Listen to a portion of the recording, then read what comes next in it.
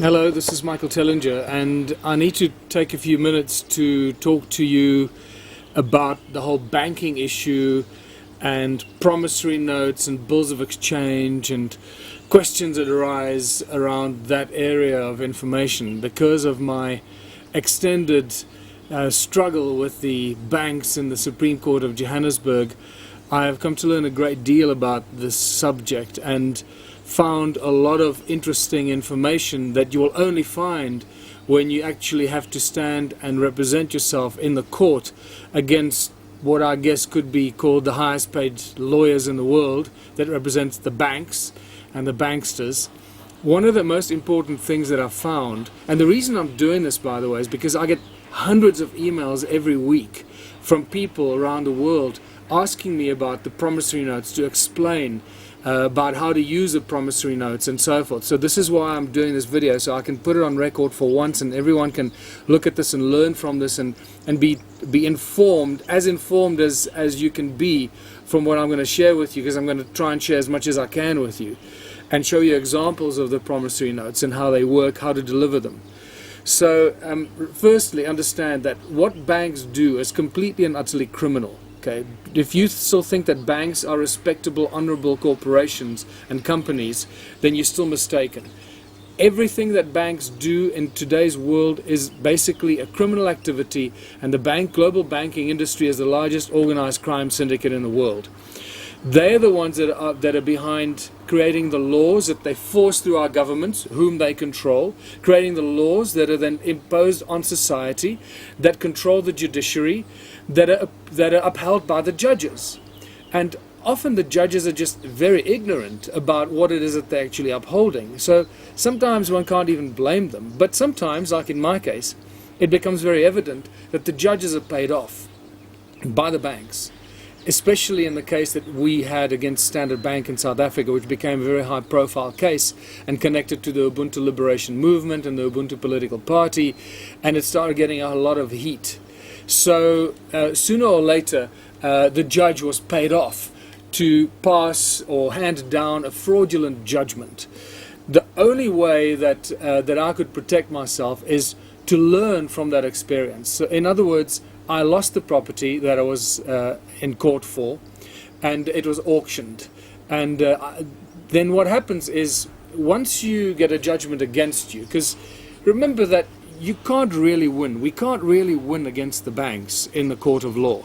Because as I mentioned, the court and the law is set up to uphold the rights and protect the interests of the banks and the banksters. So you can't win. Although there have been a few minor wins in various courts around the world, the major wins will not come until I don't know when. But the reason for that is that if we had a major win against a bank based on the arguments that we pose in the court, that I posed myself, the fact that the bank doesn't have the original contract, and without the original contract there can be no hearing and no court case, a simple fact that should really precede any court procedure from going ahead. And the fact that the bank is no longer the owner of the property because they sold the contract to a third party, and therefore they can't come after you for money that you supposedly owe them, money that they never lent you, because they create the money out of thin air. But to cut a long story short, one of the very important things that I learned was that banks accept payments in the form of bills of exchange and promissory notes. Now this didn't come from me, it was information that was spontaneously volunteered by Advocate Shem Simon, who represented Standard Bank. This is in my second or third hearing in the Supreme Court of Johannesburg, and he just suddenly blurted out, to our surprise, for some reason that still baffles me, that Standard Bank, which means all banks, accept payment in forms of bills of exchange and promissory notes. And I suddenly went, oh my goodness, this is very important information. Because if I had known this, I would have been able to do something about it long before I got myself into the court and had to stand there, defend myself against the fraudulent and criminal arguments of the banks. So what I then went and did is I spent quite a lot of time with our legal advisor Raymond Dix, and we looked at the Bills of Exchange Act, the lawful act that guides the financial industry and how money works and how money is created, and guides the entire financial sector of our country, of Britain, of the United States, and so forth. Every country has got their own equivalent of the Bills of Exchange Act. In South Africa, the Bills of Exchange Act comes from the British Bills of Exchange Act, which I believe is from 1822 or 1882, I think it was. And ours is just a slight bastardization of that British Bills of Exchange Act, slanted towards the needs of the people of South Africa, or the needs of the banks that govern and control the people in South Africa. So we created what we now use as a standard promissory note. And here's a basic example of it. We created a very nice, fancy looking promissory note. Remember that all the bills in your wallet are actually, let's say, £100 or $100. It's a bill. It's a $100 bill, right? So just like, and it's a promissory note. It's supposed to be a promise to pay.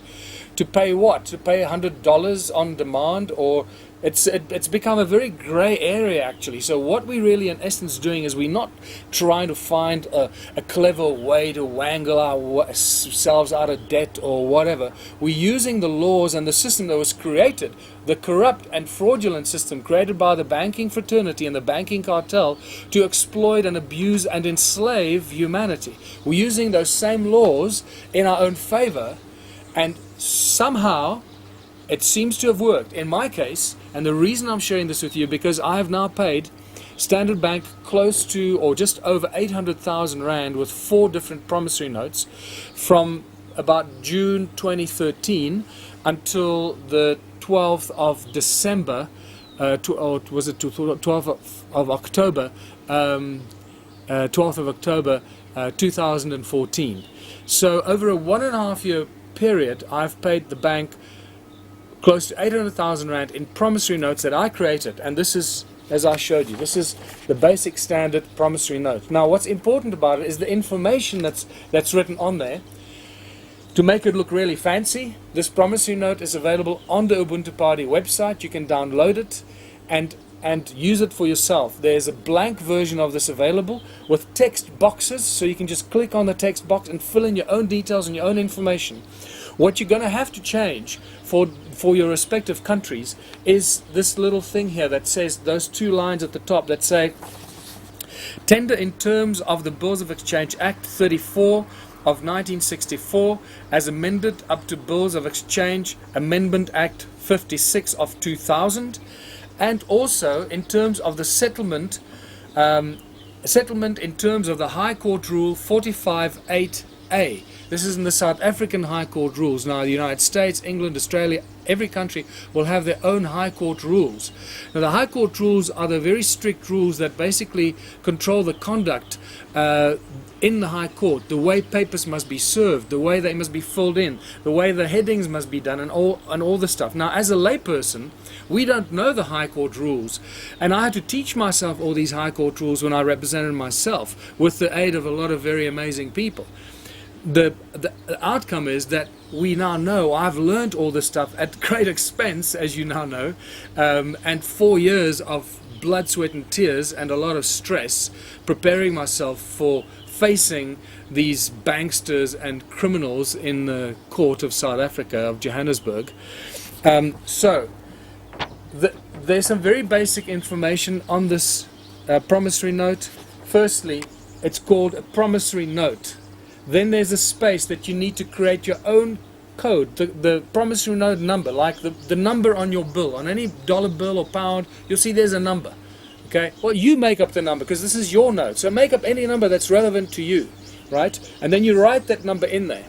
Now then what you do is you create a little index like this one here. As you can see, there are 4 entries on this index, and these are the 4 promissory notes that I've paid. So every promissory note that I pay, I write on this index along with the index number. So I write the date, I write the name of the recipient, and all 4 recipients here are Standard Bank of South Africa, Standard Bank of South Africa, right? And then the note number, and that note number is that number over there, so that you have a record of what you've paid out and what notes you've created, because now you're creating value. Remember, Banks work with negotiable instruments. Negotiable instruments get their value from our signatures.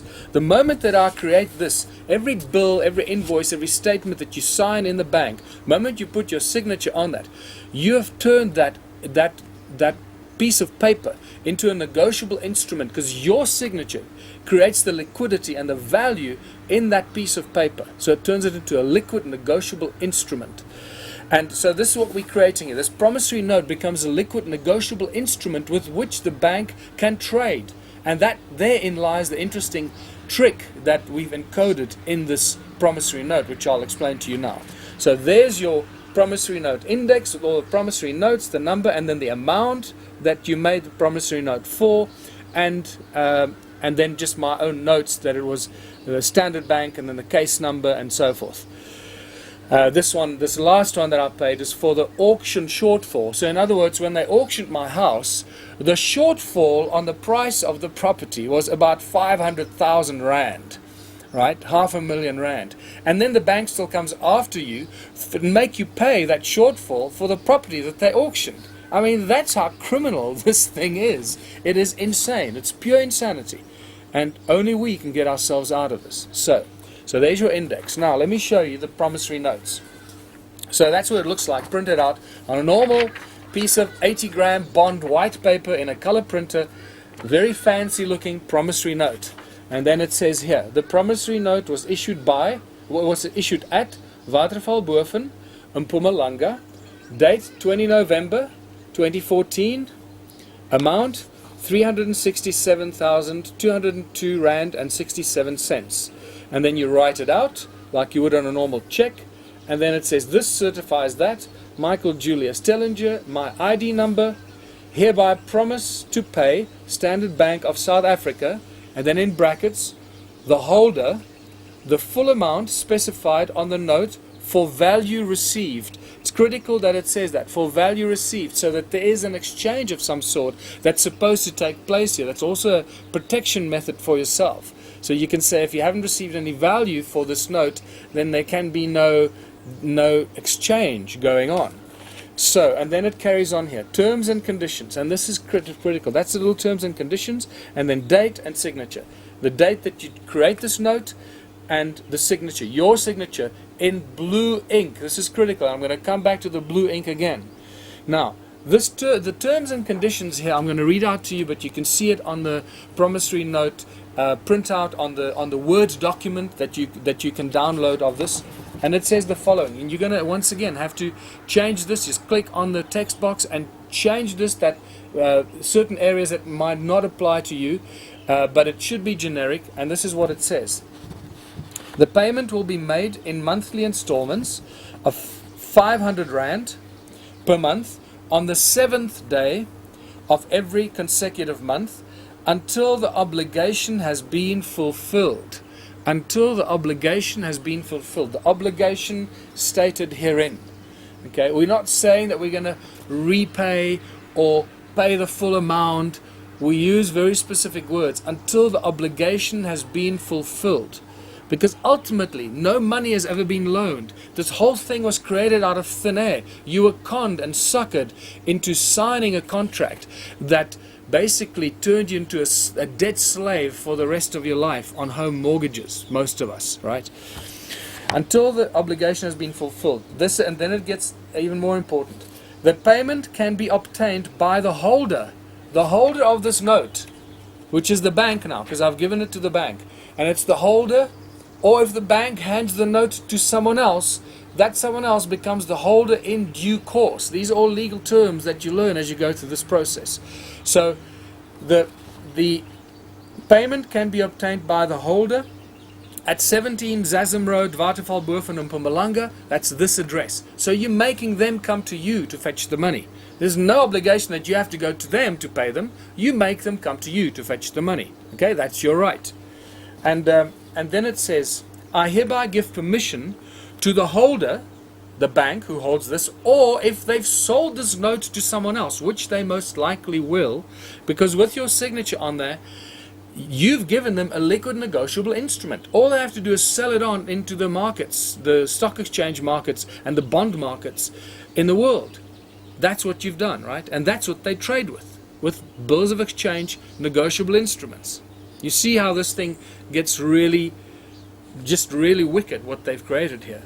So I hereby give permission to the holder and or the holder in due course of this promissory note to use this note in any way necessary as a negotiable instrument to be financially traded on. Means they can trade with this note, this negotiable instrument that you've given them, to be financially traded on, whereas such trade shall terminate the obligation herein. So basically I'm saying that if they sell this note to a third party, that I'm no longer obligated to pay them this amount, because they no longer are the owner of this note and they can no longer come after me. So what have we done? We've given them an option to come and get this money from me on the 7th of the month after they receive this promissory note from me. If they haven't raised an objection within 7 days, that means they've accepted the note. Even if they raise an objection, they need to raise an objection to say, we don't accept your payment, in which case you tell them, well, this payment is the final settlement and it's delivered, which according to the bills of exchange means that the deal is concluded. Okay, and they need to raise an objection in the court and take you to court to say to the judge that they don't accept your form of payment. They can't just say, we don't accept your payment.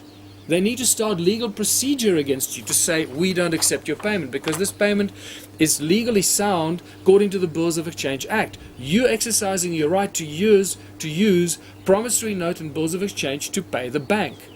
This is also very important.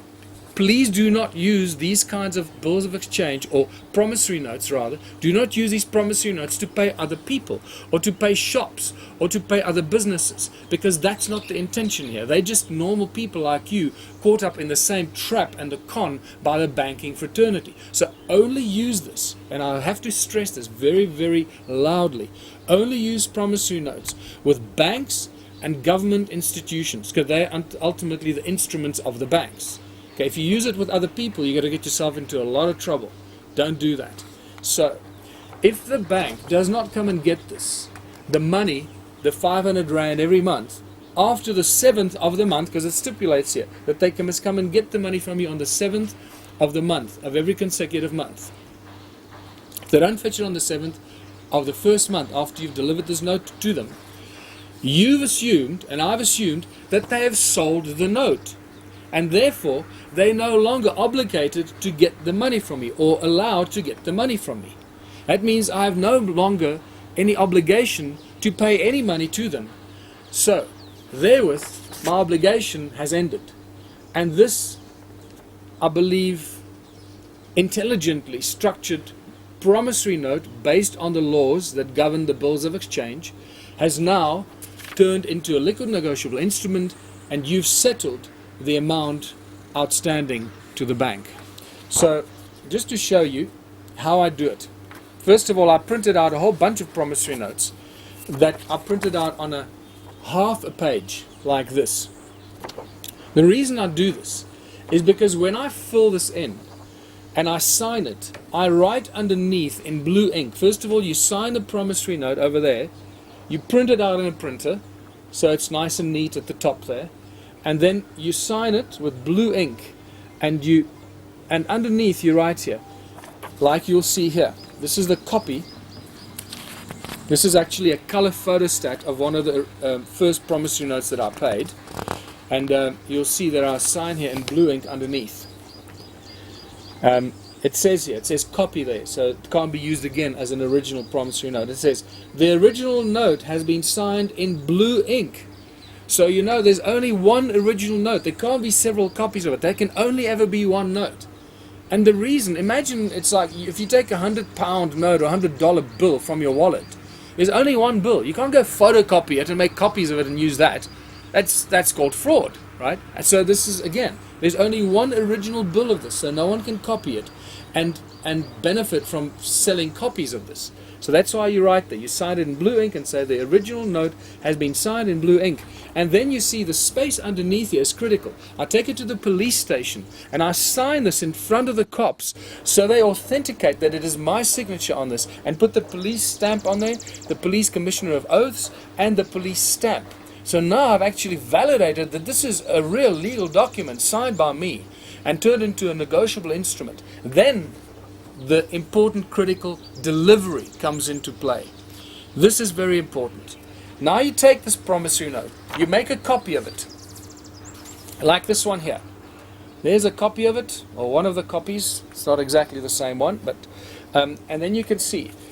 Let's not use the color one because it might be confusing. So, well, let's use the color one because that shows you. So you have an original that you're going to hand to the bank, and you have your photocopy, which is your proof of delivery. And you write a little letter that goes along with it that says, you address it to the lawyers. Now, you have to deliver this to either the bank's postal and legal document delivery. Don't go to the bank and hand it to the cashier. Okay, you don't deliver promissory notes in that way. That's just not going to work. You have to go to the bank head office and go to the post delivery or the legal document delivery office and deliver this to the person that receives legal documents or the post. They will stamp, they have a stamp that they will stamp proof of delivery for you. Right, and this is critical so that you've got these documents stamped, which proves that you've delivered it and they've accepted your notes in their office and their building. So there you can see. This is the letter. This was to Norton Rose, South Africa, the lawyers that represent Standard Bank, 12th of February 2014, and this was one of the promissory notes, and it says, find and close payment and final settlement to your client, Standard Bank, South Africa, regarding bill of costs. Okay, and bill of cost case number, and I put the case number, sincerely, Michael Tellinger, and then you take this with the original promissory note and your copy of the promissory note, and you deliver these three to the bank, postal receiving or the lawyer's legal document delivery office, and you make them stamp all these with proof of delivery. Then you put the attachment, the attached note that you wrote together with the promissory note, put it in an envelope, you seal it, and you give it back to the guy that sits behind the desk, and you sign it. I normally sign it to the chief financial officer, because the chief financial officer will probably have a better idea what to do with this promissory note. And that's how I personally delivered all these promissory notes, bills of exchange, same thing, promissory notes. And just to show you the ones that I delivered, this is for 75,000 Rand on the 9th of June 2013.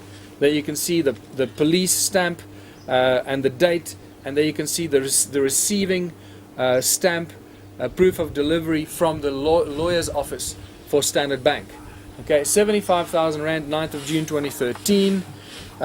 This is 82,000 Rand, 82,000 Rand, also on the same day, 9th of June 2013, all stamped.